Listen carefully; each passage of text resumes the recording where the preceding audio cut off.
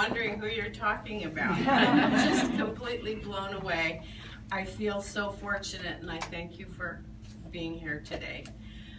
I was born into a Covenant family. My folks grew up in the Covenant Church, and I am so proud of the Covenant Church and their history of benevolent care, of starting hospitals and children's homes and retirement communities and homes for developmentally disabled adults. I emailed the Covenant Hospital, and they have a history back to 1886, which isn't very long after the Covenant became a denomination.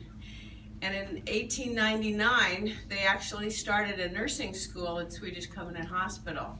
My grandmother graduated from that school in 1903. She was one of three, and she then went on to work at the hospital for 8 years before she got married. And my mom wanted to go to the Swedish Covenant Hospital School of Nursing. She grew up on Kimball Avenue, but she was rejected because after doing a chest x-ray, they found out she'd had TB as an infant and she had scars on her lungs. And they didn't think that she was up to, you know, all of the rigor that the nursing education would require of her back then, and I think it was 1932. She lived to be 99. She I wanted to go to the Swedish Covenant Hospital School of Nursing too.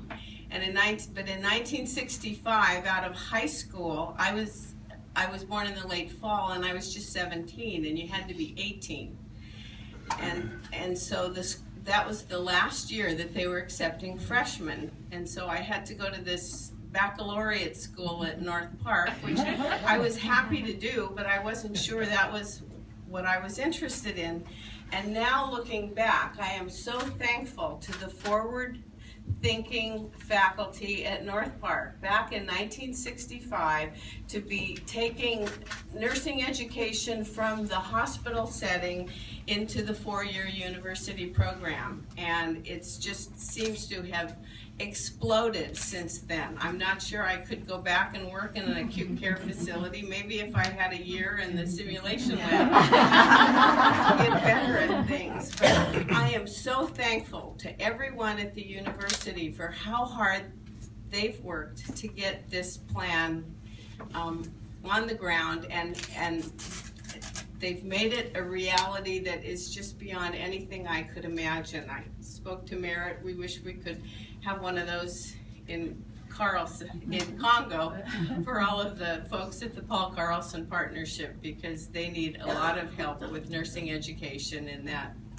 war-torn land. Anyway, thank you.